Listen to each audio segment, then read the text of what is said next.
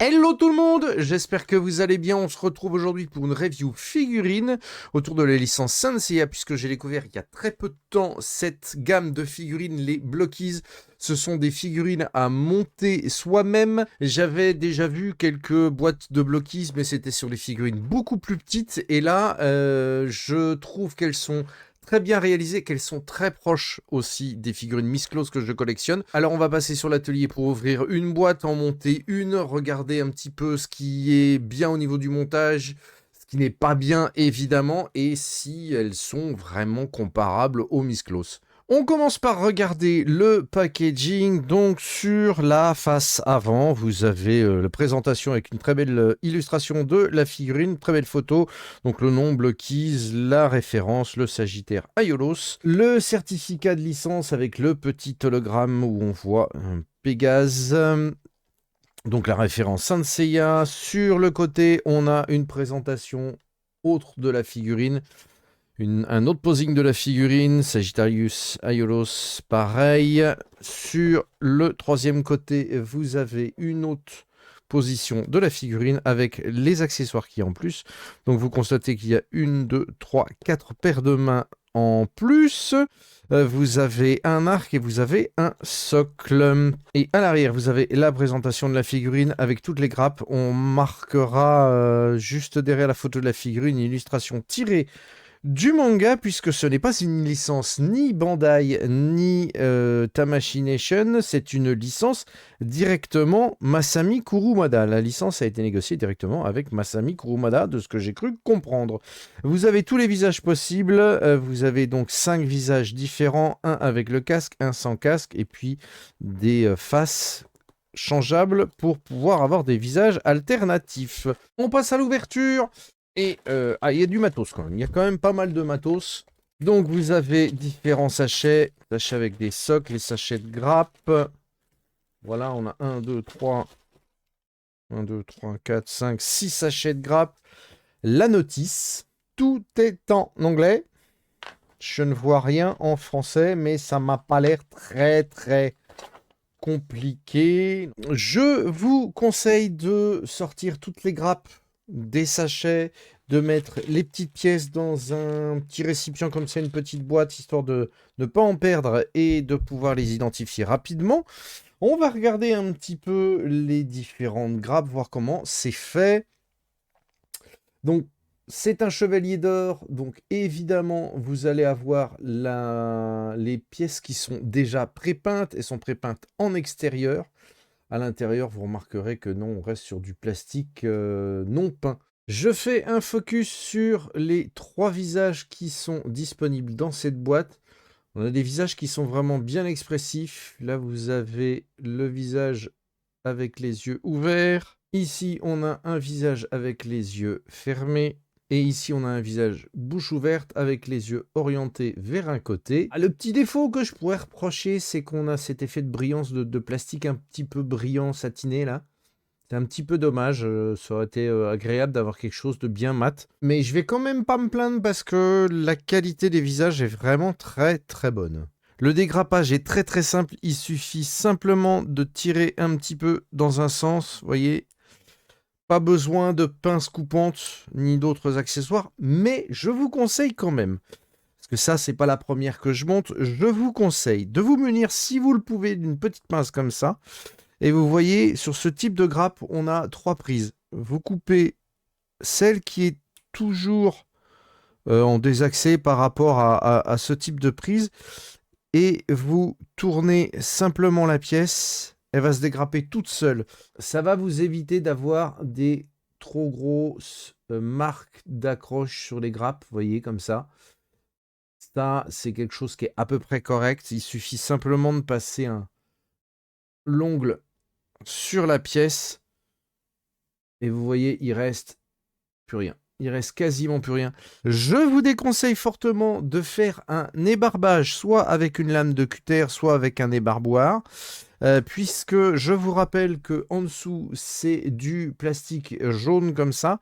Et si vous passez ne serait-ce que même un petit bout de papier de verre très très fin, vous allez enlever toute la peinture et vous allez flinguer votre pièce. Le montage des pièces se fait assez facilement et quand il y a quelque chose à clipser, sincèrement, c'est d'une facilité déconcertante. Pour monter le torse, vous allez avoir besoin de monter 3 pièces. Ces petites pièces-là qui vont aller sur cette pièce centrale. Alors, vous voyez, cette pièce-là, il y a un côté qui est proéminent et vous avez un côté qui est lisse avec ces 2 attaches. Donc, ces petites parties qui sont les fixations des bras, vous voyez, vous avez le trou ici. Vous prenez votre partie centrale, vous mettez la partie la plus plate sur le dessus. Sur les petites fixations de bras, vous avez une petite boule proéminente. Vous les mettez, vous voyez, vous les montez, hop, comme cela. Vous montez en fait les fixations des bras vers l'extérieur de la pièce. Je vous montre à quoi ça ressemble. Je vais vous ouvrir, vous allez voir.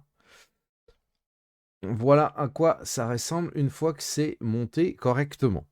Je vous le montre pourquoi, parce que moi je me suis trompé 1 ou 2 fois sur d'autres figurines que j'ai montées.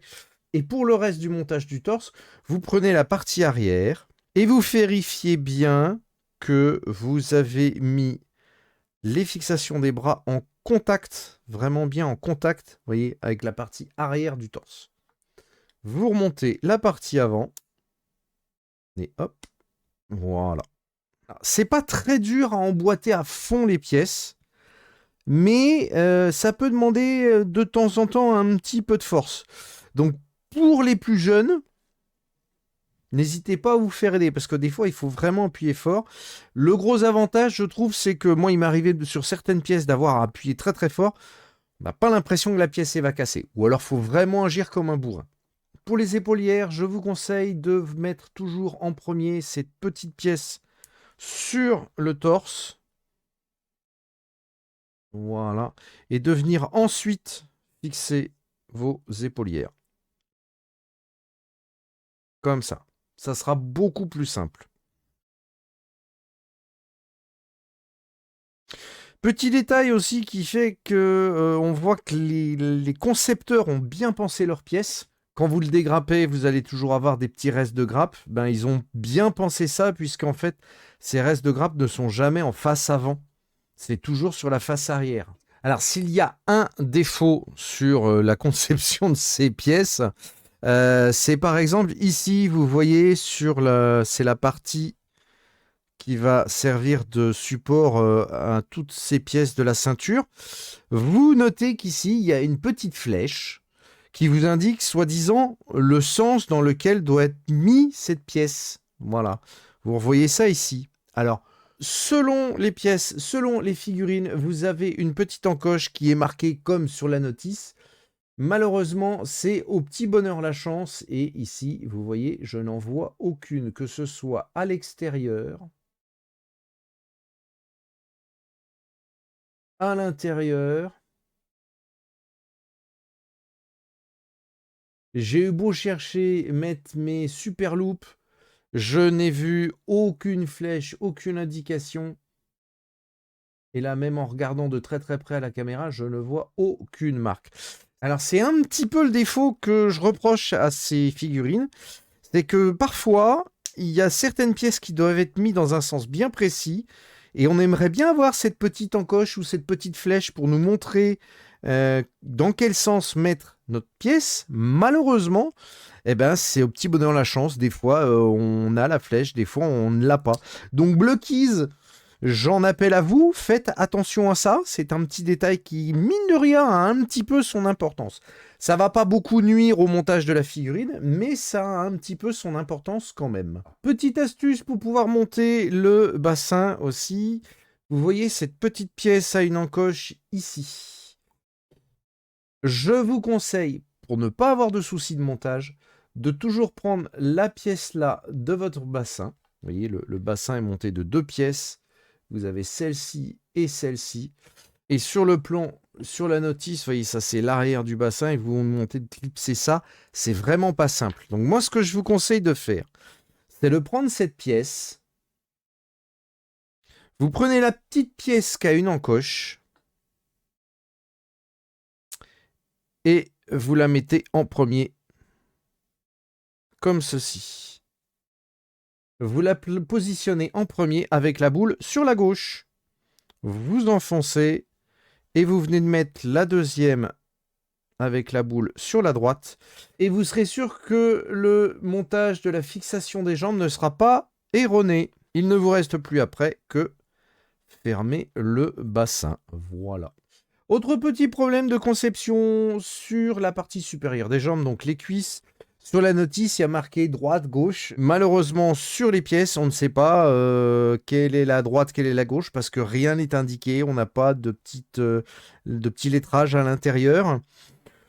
Bon, c'est par intuition, on arrive à comprendre que comme ça, c'est l'arrière. Une fois qu'on a monté les deux pièces, bon, ça semble être à peu près correct.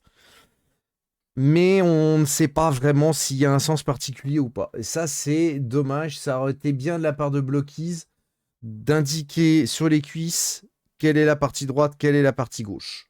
Petit détail que j'apprécie beaucoup sur les ailes, c'est que non seulement elles sont mobiles, mais en plus, vous voyez, elles vont se rentrer à l'intérieur de cette partie ici. Elles vont être recouvertes. Et ça, je trouve ça très, très bien pensé. Je trouve ça franchement très très fun parce que de chaque côté, hop, c'est caché. Alors, illustration de ce que je vous expliquais tout à l'heure sur les encoches et la ceinture pour avoir le sens à droite, à gauche, en haut ou en bas. Ici, ce sont les genouillères. Et vous voyez à l'intérieur, on voit bien la petite encoche qui est ici. On voit bien une petite encoche qui va vous permettre d'identifier le haut de la pièce. Je viens de terminer le montage de la figurine et sincèrement, elle est magnifique. Elle est très très belle. Au niveau des articulations, eh ben, c'est très très bien pensé. On a des articulations aux pieds, aux chevilles, aux genoux, de la double articulation aux genoux. On a une très bonne articulation au niveau des cuisses. On a une double articulation au niveau du torse. Pareil, au niveau des bras, on a double articulation au niveau des coudes. L'épaule est montée sur rotule aussi. Les mains sont montées sur rotule. Et la tête est montée sur une petite tige qui allonge, une petite tige de cou qui est aussi doublement mobile. Les ailes, non seulement sont très mobiles, mais elles peuvent s'ouvrir, hop, comme ceci, vous voyez. Au niveau des articulations, on a quelque chose de très rigide. En plus, on est sur du full plastique, donc ça va très bien tenir en place. Je vous montre aussi la stabilité de la figurine. Vous voyez, je tape sur le plateau et elle tient très très bien debout, malgré les ailes qui pourraient la déséquilibrer. Je vais la positionner sur son socle et je vais lui faire un petit posing pour vous montrer ça en plan large.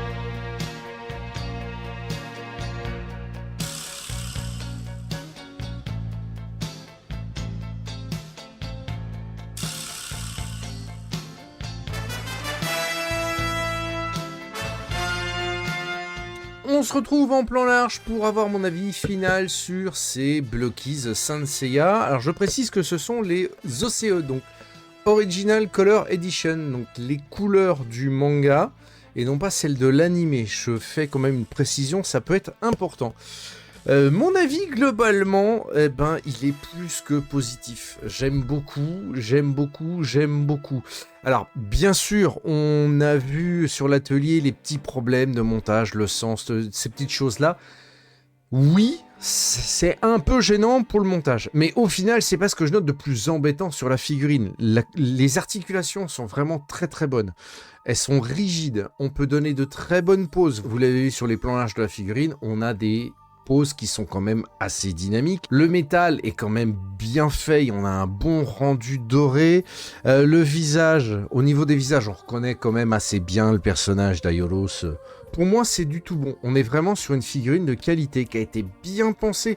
Les concepteurs de la maquette ont très très bien pensé cette figurine. Et au niveau du dégrappage, je vous jure, c'est vraiment pas compliqué. C'est un pur plaisir à monter. Qu'en est-il maintenant de la comparaison entre une Miss Claus et une Blockies?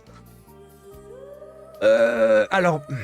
Bon, bien sûr, Miss Claus, on est sur des pièces avec du métal, on est sur une peinture qui a une très belle finition, on est sur quelque chose de supérieur, mais le tarif n'est pas le même du tout. Là, on est sur 20 €. Là, alors ça, c'est les premières versions des Miss Claus. Moi, j'étais sur alors, selon les pièces, ça oscillait entre 30 et 70. Là, on était plus aux alentours de 50-60 €. Aujourd'hui, on est sur des tarifs bien supérieurs. Les Miss Claus EX, bien sûr, elles ont des articulations qui sont très bonnes, mais on n'est pas très loin sur les Blockies. On n'est pas très loin des articulations EX, sincèrement. Là, la grosse différence, c'est que c'est du full plastique. Les Miss Claus, elles sont en métal. Donc, le comparatif, bah, il faut comparer ce qui est comparable. Là, on est sur de la pièce métal... bien fini, on n'est pas sur les mêmes tarifs, on est sur quelque chose de très différent, mais au final, au visuel final, les Blockies, elles font très bien le taf. Elles font très bien le taf. Donc moi je dirais, si vous n'avez pas le budget pour commencer une collection de Miss Claus, parce qu'on va pas se le cacher, aujourd'hui, le tarif des Miss Claus, ça commence à grimper plus que sévère. Ben, vous foncez là-dessus. On a un paquet de figurines déjà sorties. On a donc le Sagittaire, on a le Bélier, le Lion, le Scorpion est sorti. On a le Verseau, Pégase et le Cygne et le Taureau sortis. Je pense qu'on aura les 12 Chevaliers d'Or et les 5 Chevaliers de Bronze. Quant à savoir si on aura autre chose comme type de personnage, les Chevaliers d'Argent. Alors, Asgard, j'y crois pas, puisque là, on est sur une licence Masamiko Umada, donc c'est les licences du manga. Voilà ce que je pouvais dire sur ces figurines Blockies. Franchement, pour moi, c'est un quasi sans faute. Les figurines sont très belles. Plus on va dans les sorties et plus les visages sont ressemblants. Sincèrement, pour 20 balles la figurine, faites-vous plaisir si la licence vous intéresse. Vous ne le regretterez pas. Si vous voulez continuer à papoter sur ces figurines Blockies et sur les figurines Sensei Miss Claus en général et sur tout ce qui traite de la culture pop, je vous rappelle que je suis en live sur Twitch tous les mardis, jeudis et samedis à partir de 21 h. Donc n'hésitez pas à me rejoindre. Si vous n'êtes pas encore abonné à la chaîne, alors je sais que ça fait très longtemps que je n'avais pas publié sur la chaîne, mais voilà, on va redémarrer tranquillement. Bah, vous n'hésitez pas, vous cliquez sur le rond qui va s'afficher ici. Et moi, je vous dis à très bientôt pour d'autres vidéos. Et d'ici là, n'oubliez pas, soyez beaux, soyez coquins, je vous aime.